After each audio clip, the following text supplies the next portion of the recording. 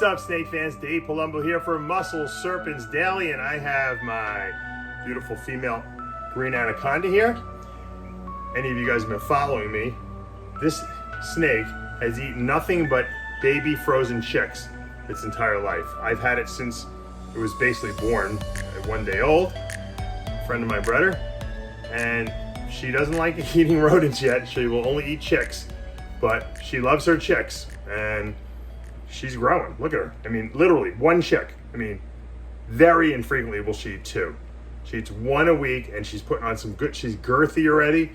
She's putting on some nice size, and it just goes to show you, these snakes will grow. They do not need massive amounts of food to grow. They will grow, and when she's ready to eat rodents, I'm sure she'll moving on up. She'll move herself up to rodents. I haven't tried to scent anything or anything. I'm just kind of letting her eat whatever she wants. She likes the chicks. She gets a chick a week, and she's putting the size on. She's at a really good stage. This is like a nice, like, hold your snake, take her out, and she's got a really good personality. Like some anacondas, green anacondas, have that reputation of being a little bitey. Not her. I've had her since 1 day old, so and I don't handle her every day, but she is just a sweetheart, and that's what I want her to stay like. That's why I opted. I had the option of getting, or the ability to get an older one. Someone was selling a really nice sized female too, so I figured I would be able to breed her or something like that. And I said, you know what? I don't want other people's problems. God knows. The guy said she was in a good temperament, but I didn't know her. This snake I've known, like I said, since 1 year old. Now that doesn't mean she wouldn't bite me if she was hungry or something like that. But right now, I mean, she's just a sweetheart. You can see. So anyway, we're gonna go into the snake room. We're in the snake room, and we're gonna take a look at some stuff today. Nothing in the incubator that's hatching, but I'm going to kind of go over, some cool looking snakes that I produced this past year, and we'll see what we got. I haven't even decided what I'm going to do yet, so let's go. All right, I think I'd start off today with a cool little baby diamond python I got from Tom Crutchfield, my good friend. I had bought one last year, a Stardust one I got from him. And this year he had another clutch. He has the same pair, and they produce from every year. He actually keeps these diamond pythons outside in Homestead, Florida. That's like south of Miami. Great weather for that. And he's a big believer in outdoor enclosures if you follow his stuff. And this diamond python is really, really cool. The one I got last year from him is amazing, and I think you've seen that one. It's got like it almost looks like it's a hypo. It's got crazy reduced pattern, and it's like a yellow. It's got these crazy speckles. This one is like a typical or a very standard, like dark diamond python. This little girl hasn't even eaten yet. I mean, she's tiny. She probably was just hatched about 2 months ago. They're really small when they're born. And with diamond pythons, you really don't want to overfeed them. That's like the number one, thing that shortens their lifespan. So I don't know what she's going to start eating. Hopefully I get her on some hoppers or some pinkies. Sometimes when you change their environment, they have to settle in. You can tell, look at this. This snake is definitely arboreal. You can tell, or semi-arboreal. This snake likes to climb. Look how tiny she is. And she's climbing this tree like she's a pro. Like she's been living out here her whole life, and she never probably was in a tree ever, unless Tom put her in there for a picture or something like that.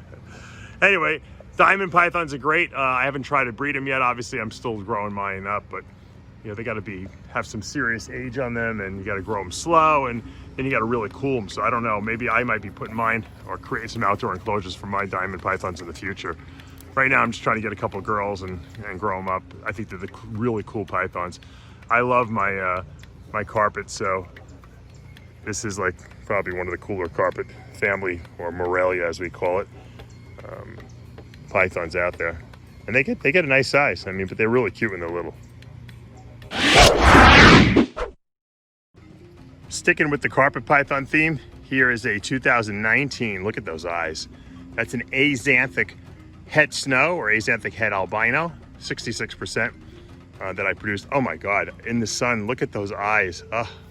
That's how you can tell you got an Axanthic. When you get those silver eyes, that is definitive for Axanthic.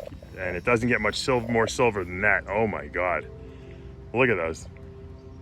Someone's gonna want to buy this little male for me after seeing this video, because they are gorgeous. Oh my God. You can't get a true appreciation for the Axanthic gene until you bring them outside in the natural sunlight. And obviously carpet pythons love to climb and stuff like that, especially when they're younger. And this little boy is just gorgeous. And once again, you're looking to get into the Snow project, producing an Axanthic albino, or even the Moonglow project, which is adding the caramel hypogene to that. This boy will definitely get you one step closer. He'll probably breed, I would say probably next year, but he is just a beauty. I'm now, after seeing him, I'm almost thinking of keeping him, but I got a Snow that I produced that I'm going to be breeding this year. But this is it. This is how you start. You got to start with something. This guy is not up listed anywhere, so if you're interested in purchasing him, you can reach out to me directly. I'd be happy to make you a nice little deal. This boy is gorgeous. He eats perfectly. He is, you know, my carpet pythons probably get the most TLC, the most care from me of any of my other snakes, because when they're little, they're so small, you know, you really have to make sure they're eating, and you got to pay a lot of attention and take them out, and sometimes you have to assist feed when they're younger. Once they get to this stage, they're bulletproof, however. You can't stop them from eating almost. You have to kind of cut them back, especially the males. I don't like to overfeed my males. So anyway, this is a really nice started Axanthic, heads 66% head snow carpet. All right, here is a 2019 albino 66% head Axanthic, or 66% head snow, as we say.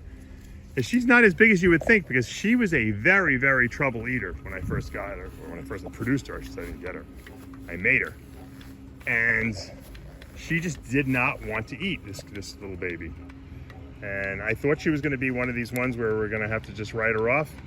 And I kept assist feeding her, and even had to force feed her, you know, for a couple months. But eventually, she decided, hey, I want to live. And she started eating, and you know what? She turned into a great, great snake. But there were many times where I thought she just wasn't going to make it. And it just goes to show you, you got to stick with these guys sometimes. The carpets are tough when they're babies. A lot of times they get stubborn. Why they don't want to eat, I have no idea. They're just stubborn, probably because rodents are really not their natural prey item in the wild. And we got to kind of convince them of that. Some of them will take it right away, some just won't. But persistence paid off. I have a gorgeous, gorgeous little snake here now.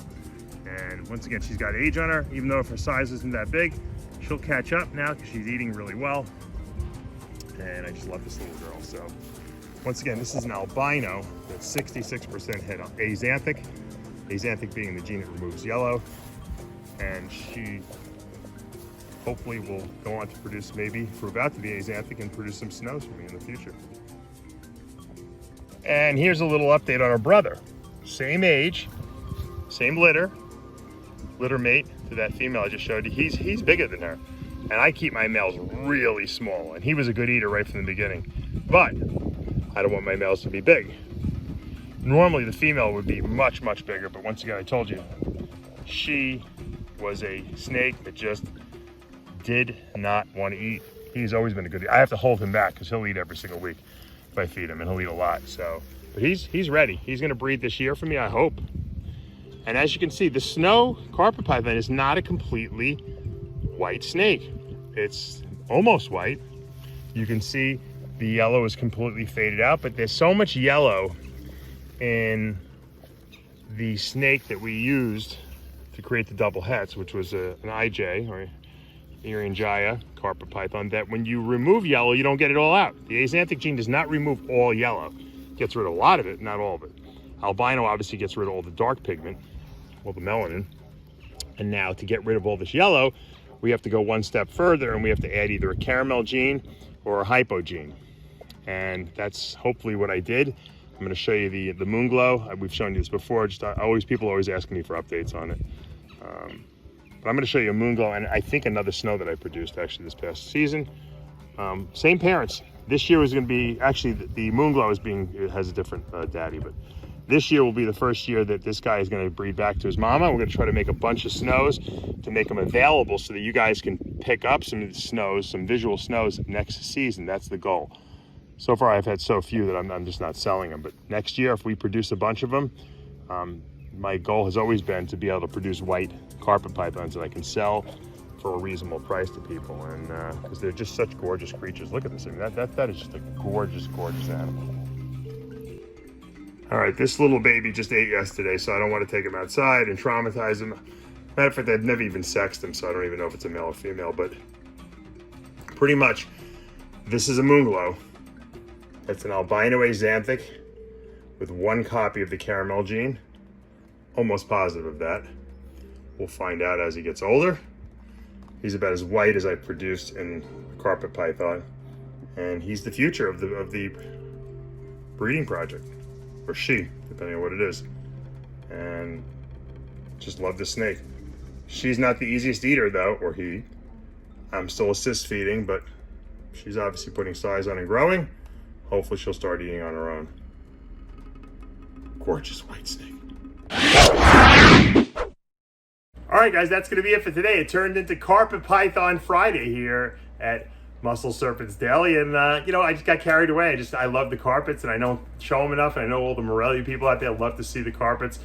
And obviously, I've talked about this before, my snow project and moonglow project is really paramount on what I'm concentrating on in the Carpet Python complex, and hopefully I'm gonna, like I said, I'd love to produce some pure snow white super moonglows that will be available within the next couple of years, you know, for people to buy them as pets. White carpet pythons are just gorgeous. And then of course you can go the other extreme and try to produce a black carpet, which I know there's a lot of you guys out there doing that. So that's what makes this hobby so great. There's so many different things you can do and so many different projects. You got to kind of just focus in on one and make yourself the best that you can be at that project. All right, guys, hopefully you had a great week. You know what to do. Hit that subscribe button, turn on your notifications, hit the like button. I'll see you back Monday morning.